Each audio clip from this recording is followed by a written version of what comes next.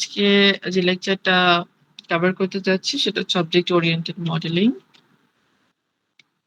So দেখি কি অবস্থা। আমি দেখতে পাচ্ছি যে আজকে আরো স্টুডেন্ট কমে গিয়েছে। এর রিজনটা হচ্ছে মানে এখনই মনে হয় ভেকেশনের যে ফিলটা এটা স্টার্টিং হয়ে গেছে আর কি। অবশ্য তোমাদের যে আনন্দ সেটা তো আর আমাদের হবে না, সময়টাই এখন তোমাদের আনন্দের।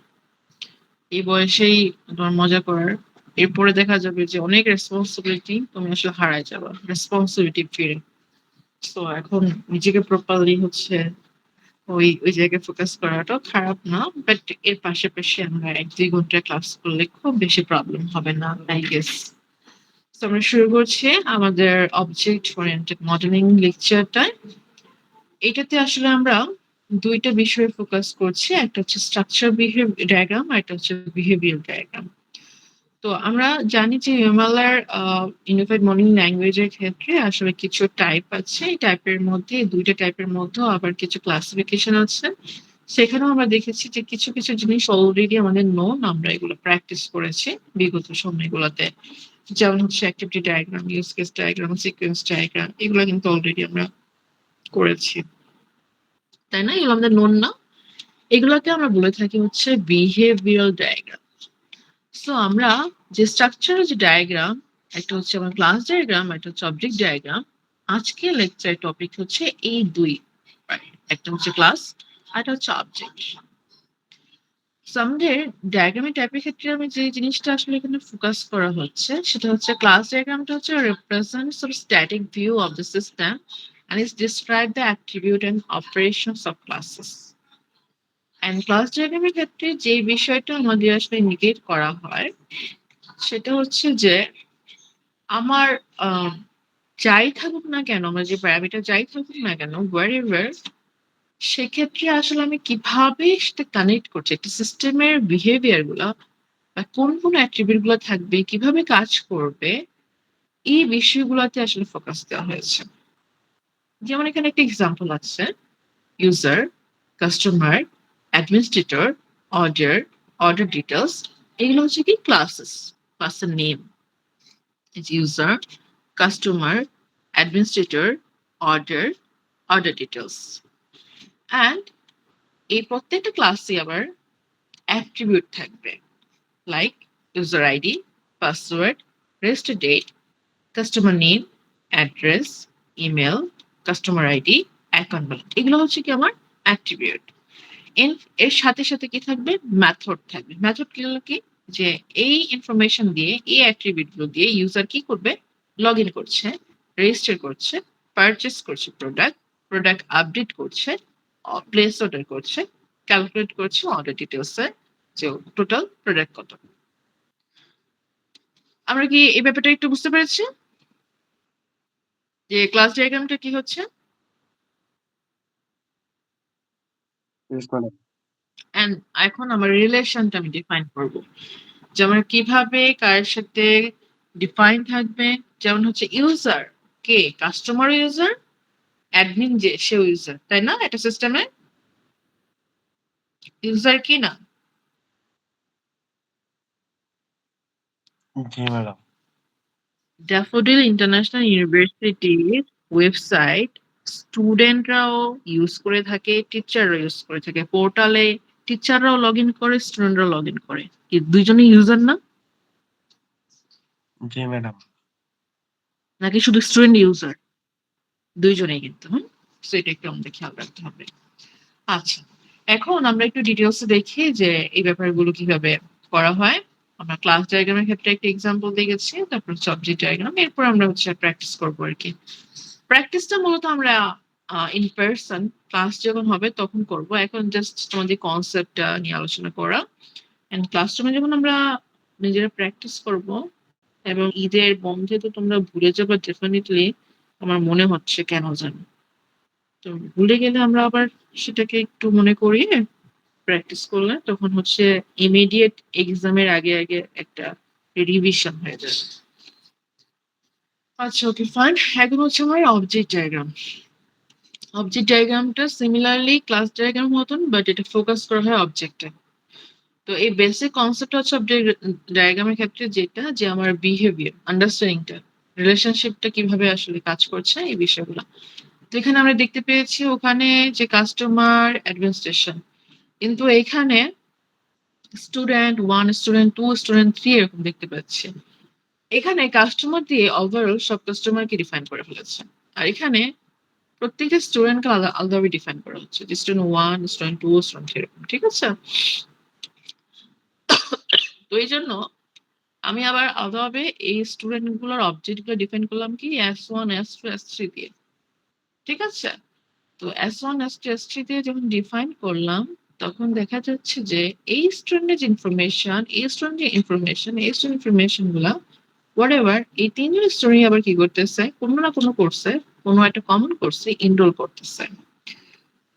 আবার দেখা যাচ্ছে যে কোনো স্পেশাল কোর্সও থাকতে পারে। সে স্পেশাল কোর্সের ইনফরমেশন ওয়াইজ টিচার এনরোল করতেছে, স্টুডেন্ট এনরোল করতেছে, লেকচার প্রোভাইড করা হচ্ছে। মানে পুরো একটা সিস্টেম কিভাবে কাজ করে ওভারঅল অবজেক্ট ডায়াগ্রামের মাধ্যমে এটা আসলে ফোকাস করা হয়। সো আমরা একটু চলে যাই আমাদের কোন কোন ডায়াগ্রামের যে এলিমেন্ট গুলো আছে কিভাবে ডিফাইন করা আছে এটা একটু দেখে নিই। যেমন আমার ক্লাস ডায়াগ্রামের ক্ষেত্রে ক্লাস নেম থাকবে, অ্যাট্রিবিউট থাকবে, অপারেশন থাকবে। শুরুতে কি থাকবে? উপরে ক্লাস নেম, তারপরে অ্যাট্রিবিউট আসবে, অপারেশন আসবে। ক্লাস নেম কি?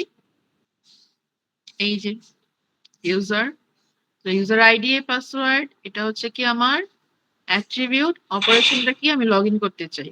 ওকে, এরপরে আসতেছে আমার ক্লাস নেমের ক্লাস নেম এবং অ্যাট্রিবিউটের ক্ষেত্রে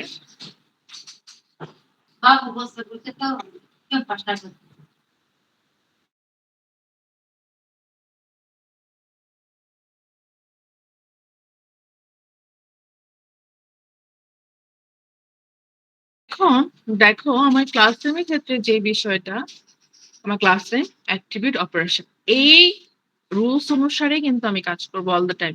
এটা কি আমরা বুঝতে পারছি? ম্যাডাম এটা তো দেখতে হুম ইউএমএল হুম ডায়াগ্রামের মতো। ওকে,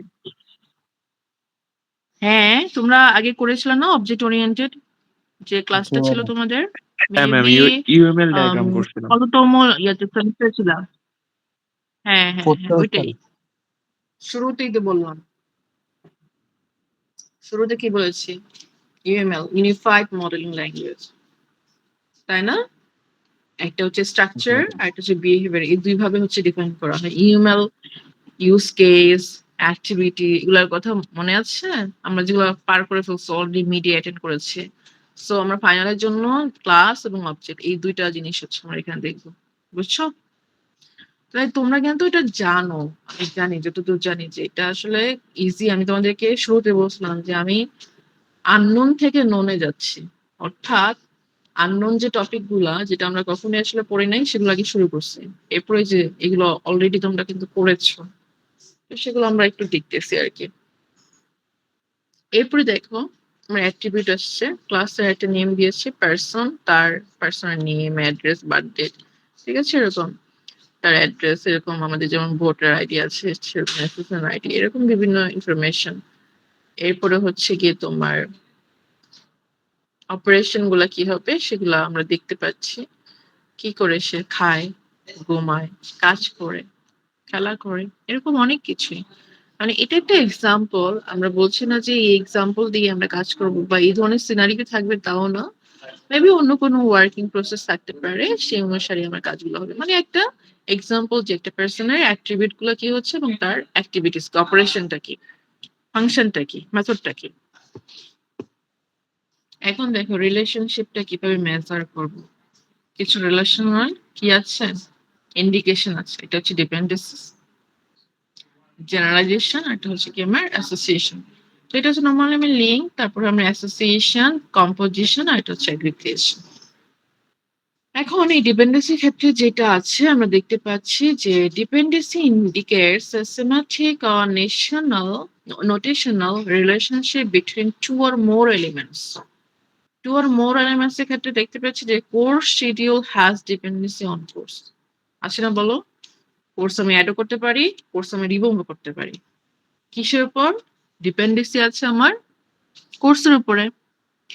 আমি একটা কোর্স সফটওয়্যার ইঞ্জিনিয়ারিং কোর্স নিয়েছি, কিন্তু মেবি আমি এই কোর্সটা নিব না, ডিলেট করে দিলাম। আচ্ছা না, এই কোর্সটা আমি নিব, কারণ আমার রুটিন ওয়াইজ ঠিক আছে, তো অ্যাড করে দিলাম। বুঝতে পেরেছি বিষয়টা? তোমার জি ম্যাডাম। রেসপন্স করো, রেসপন্স না করলে আমাকে নিজেকে মনে হয় এতিম এতিম, যে আমি একাই কথা বলে যাচ্ছি, কেউ নাই, আমার কোনো স্টুডেন্ট নেই। আচ্ছা, এরপর হচ্ছে আমার জেনারেলাইজেশন। এটা তো আমরা সবাই জানি, তাই না? Sub class to super class, মনে আছে আমরা কোথায় করেছিলাম বলতো? জেনারেলাইজেশন ইউজ কেস ডায়াগ্রামে, মনে পড়ে? জি ma'am. Same logic, same logic, student employee, teaching assistant, whatever. এরপর হচ্ছে আমার অ্যাসোসিয়েশন রিলেশনশিপ। এটা হচ্ছে কি কমিউনিকেশন পারসন, অর্থাৎ একটার সাথে আরেকটার কানেকশনটা কিভাবে স্টুডেন্টের সাথে ইনস্ট্রাক্টরের কানেক্টেড আছে, এরকম। তারপরে আবার মাল্টিপল কানেকশন থাকতে পারে, যে ইনস্ট্রাক্টর মেবি একজন, স্টুডেন্ট অনেকজন, অথবা স্টুডেন্ট একজন, কিন্তু একজন স্টুডেন্টের অনেকগুলো টিচার। মনে করো তুমি সফটওয়্যার ইঞ্জিনিয়ারিং কোর্সের জন্য একজন টিচার পাচ্ছ, আবার আর্টিফিশিয়াল ইন্টেলিজেন্সের জন্য অন্য আরেকজন টিচার পাচ্ছ, আবার ডেটা সায়েন্সের জন্য তুমি অন্য আরেকজন টিচার পাচ্ছ। তার মানে কি, তুমি একজন স্টুডেন্ট, কিন্তু তোমার কিন্তু একজন স্টুডেন্টই সবগুলো কোর্স পড়াচ্ছে না, ভিন্ন ভিন্ন টিচার আছে। ঠিক আছে? এরপরে যে স্টুডেন্ট ইনস্ট্রাক্টর সামথিং, যে every instructor has one or more students. এরপরে আবার একইভাবে স্টুডেন্টও অনেক হতে পারে, টিচার অনেক হতে পারে, ম্যানি টু ম্যানি হতে পারে, ওয়ান টু ওয়ান হতে পারে। অর্থাৎ আমরা ডেটাবেস কি পড়েছিলাম, ডেটাবেস ম্যানেজমেন্ট সিস্টেম কোর্সটা করেছি। জি ম্যাডাম। হ্যাঁ, জি ম্যাডাম। তো সেখানে মনে আছে না? ওয়ান টু, মনে আছে? One to many, many to many. আচ্ছা, তাহলে তো তোমাদেরকে কোর্স পড়ানো খুবই ইজি। এই যে সেম সেম থিং। আচ্ছা, একইভাবে রেজিস্ট্রেশন করতেছি, model number, serial number, warranty code, কিছুর জন্য ওই প্রোডাক্টের জন্য ওয়ারেন্টি। সো এইভাবেই হচ্ছে আমার রিলেশনশিপ গুলাকে ইন্ডিকেট করব। এগ্রিগেশনের ক্ষেত্রেও সেম থিং। আমার দেখা যাচ্ছে যে একটা কলেজে একটা স্টুডেন্টই থাকবে নাকি অনেক স্টুডেন্ট থাকতে পারে বলতো? ম্যাম অনেক স্টুডেন্ট থাকতে পারে। মানে কলেজ যে, অনেকগুলো থাকবে। তাই না? সো এটি এক্সাম্পল এখানে দেখানো হচ্ছে যে the class college is made up of one or more student. In aggregation, the content classes are never totally dependent on the life cycle of container. এটা দিয়ে বোঝানো হচ্ছে এই জিনিসটা যে the college class will remain even if the student is not available.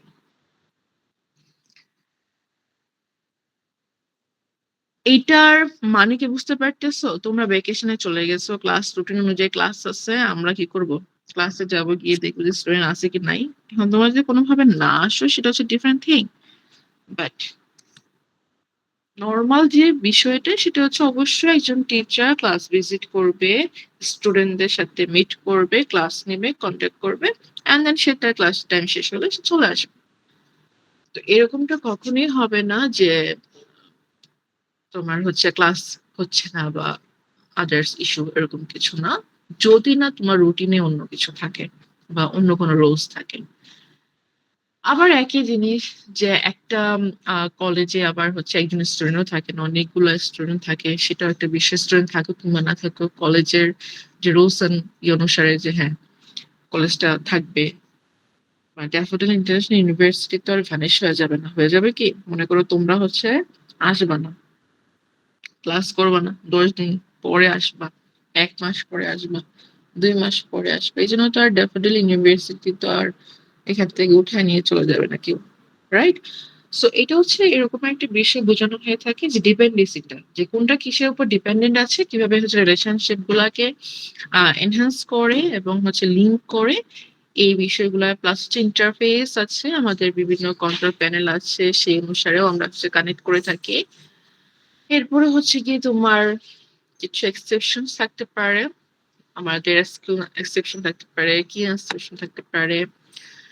এরপরে হচ্ছে আমরা অবজেক্ট ডায়াগ্রামের একটা এক্সাম্পল বলতে পারো যে ইনস্ট্রাক্টরকে জেলসন, তার স্টুডেন্ট আছে, স্টুডেন্ট নেম এই জন্য ডিফাইন করা হয়েছে মনিকা, এবং কিছু স্টুডেন্ট হচ্ছে আননোন নেম, যেটার নাম আসলে ডিফাইন করা নাই, এবং কোর্সের ইনফরমেশন আছে। সো এই ইনস্ট্রাক্টর কি করবে, স্টুডেন্টের সাথে কানেক্টেড হবে, স্টুডেন্টরা হচ্ছে এই কোর্সে কানেক্টেড হবে, ইনস্ট্রাক্টর কোর্সে কানেক্টেড হবে।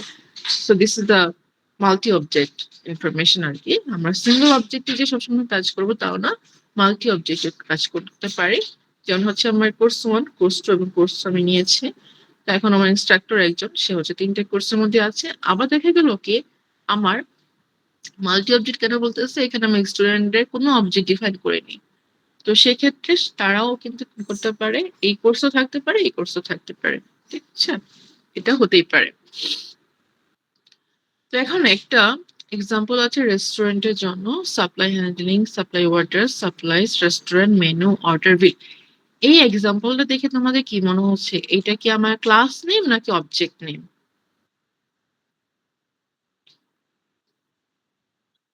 তাই না?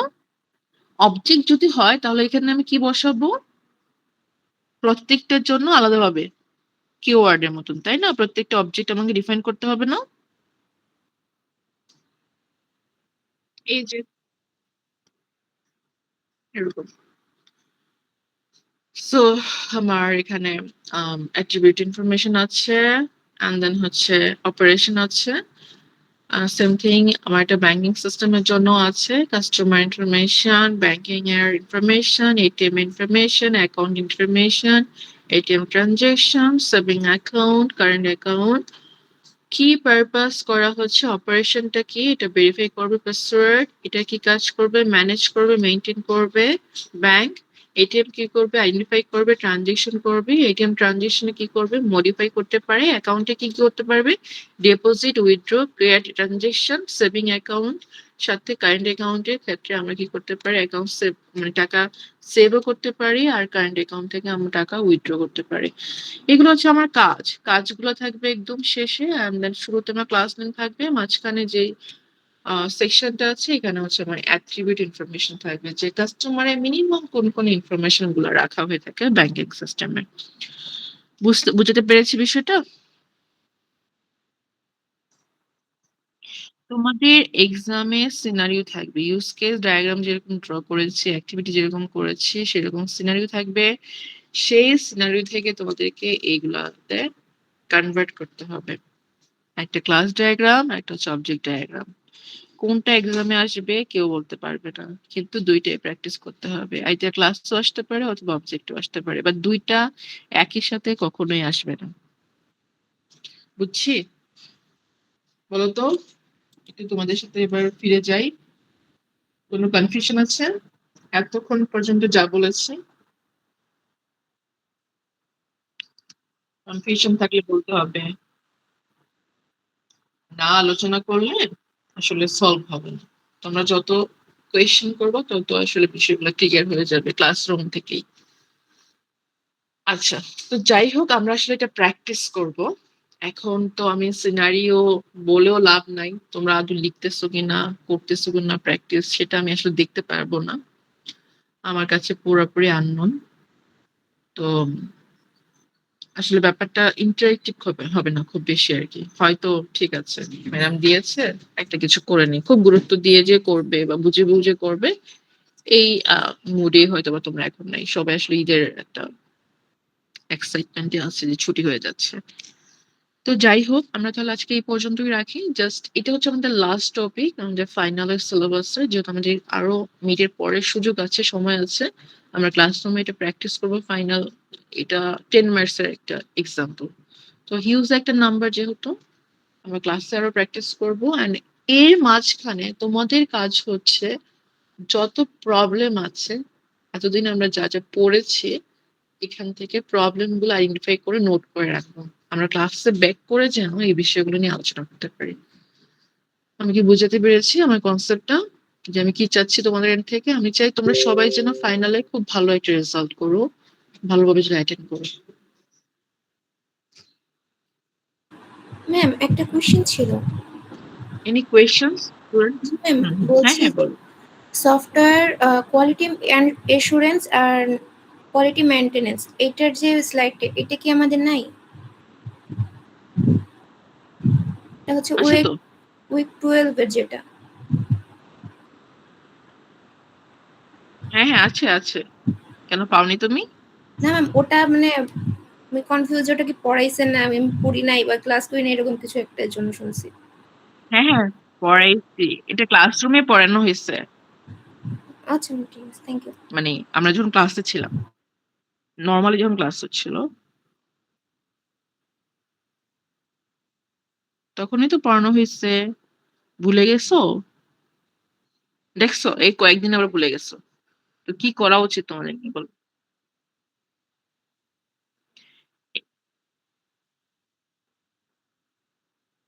ওকে, কোয়ালিটি এসুরেন্স পড়ানো হয় নাই?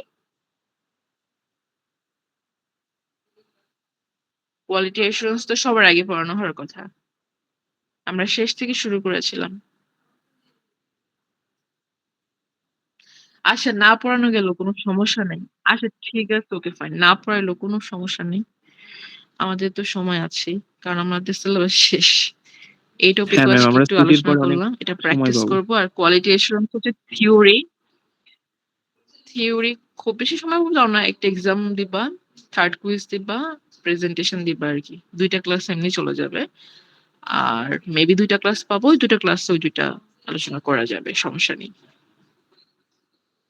2টা না, আরো মনে হয় 3-4টা ক্লাসই আরো বেশি পাবো আর কি ক্লাসের জন্য।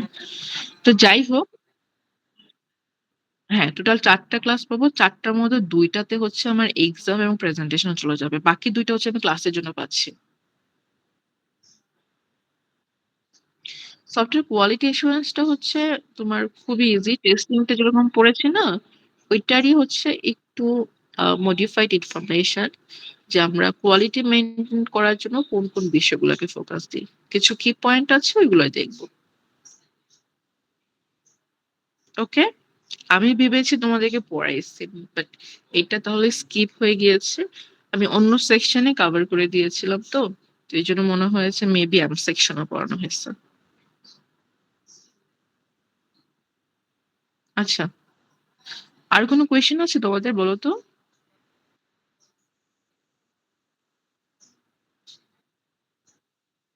ওকে, তোমাদের সবার শপিং ডান ঈদের?